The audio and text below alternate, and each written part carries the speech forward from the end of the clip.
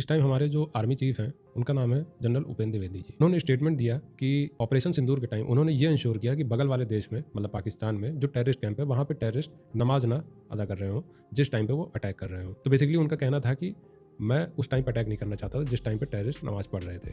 क्यों? क्योंकि सबका मालिक एक है। ये जनरल उपेंद्र द्विवेदी जी का स्टेटमेंट है।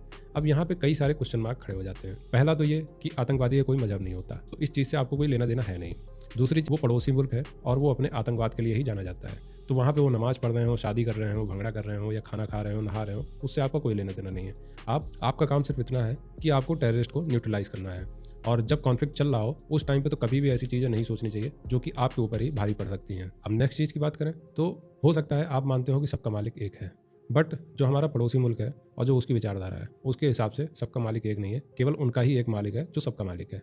और उन्होंने पूरी जो लड़ाई या पूरी जंग जो छेड़ रखी है वो इसी बेसिस पे ही छेड़ रखी है। उनका मकसद ही गजवाए हिंद इसी फिलॉसफी पे बेस है। तो मुझे लगता है आपको मुझे ऐसे बहुत बचकाना फील होते हैं और उनके हिसाब से उन्होंने आपको वैसे भी काफिर घोषित कर रखा है। तो मुझे नहीं लगता है आपके इस स्टेटमेंट से उधर कोई खास फर्क पड़ने वाला है। अब मेन मुद्दे की बात यह है कि अगर ये थिंकिंग आपकी है पर्सनली तब तो उससे कोई दिक्कत नहीं है, लेकिन अगर आपकी ये थिंकिंग नीचे तक पर्कुलेट होकर जा चुकी है ग्राउंड लेवल तक, तब ये बहुत बड़ा चिंता का विषय है। क्योंकि सामने वाला पड़ोसी देश या वहाँ के जो आतंकवादी हैं वो कभी भी टेररिस्ट अटैक करने से पहले ये नहीं सोचते हैं कि यहाँ पे दिवाली है, होली है या आरती का टाइम हो गया, पूजा का टाइम हो गया।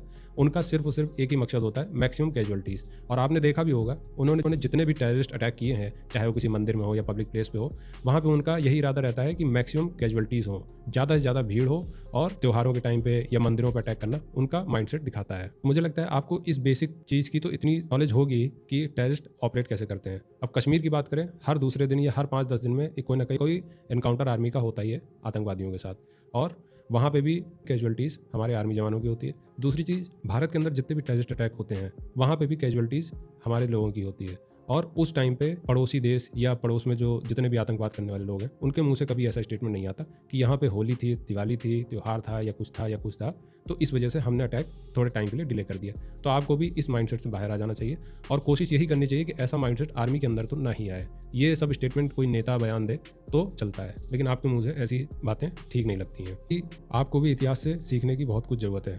मुझे पता है ये सब छोटे मुँह बड़ी बात है, लेकिन आप अगर देखेंगे इतिहास में तो पृथ्वीराज जी ने भी यही गलती करी थी और उसका नतीजा आज हम भुगत रहे हैं। हमारे बगल में एक तरफ पाकिस्तान है, दूसरा तरफ बांग्लादेश है।